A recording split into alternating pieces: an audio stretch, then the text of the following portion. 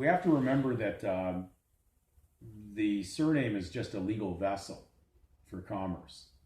The biggest problem is you shouldn't be a passenger on their ship. The vessel's fine as long as I'm not on it, because an act of God is going to sink that ship.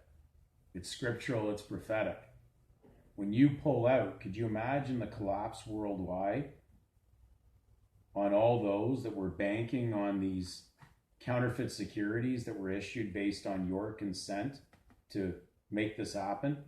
You pull that out, you pull your private consent out, and that ship's going to sink, just like the Titanic did.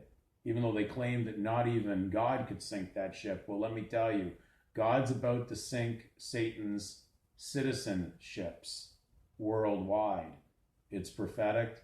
The book of Daniel shows all this. We're gonna get more into some, I'd say, to me, the better things to be talking about once you've been able to pull out and realize that salvation is there. But when you're on that ship, you're like a stowaway passenger who is caught and then has to pay for his trespass on the ship.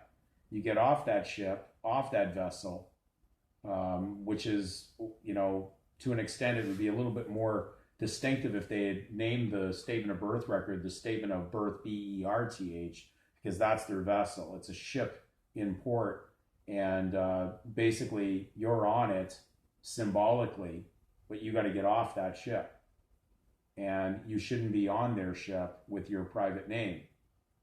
So therefore, the ship will have a fewer passengers when it goes down and sinks. So we just have to look at things from that level and see it that it's just a vessel they use for commerce, but it's about to crash or basically sink. And you don't need to be on that with your private consent. So you just need to get off that register. You won't be known, you won't be on there, and you're not going down with the ship. Their commerce world is doomed, and anything that's involved in the satanic kingdoms of man are doomed to go down because that's God's will.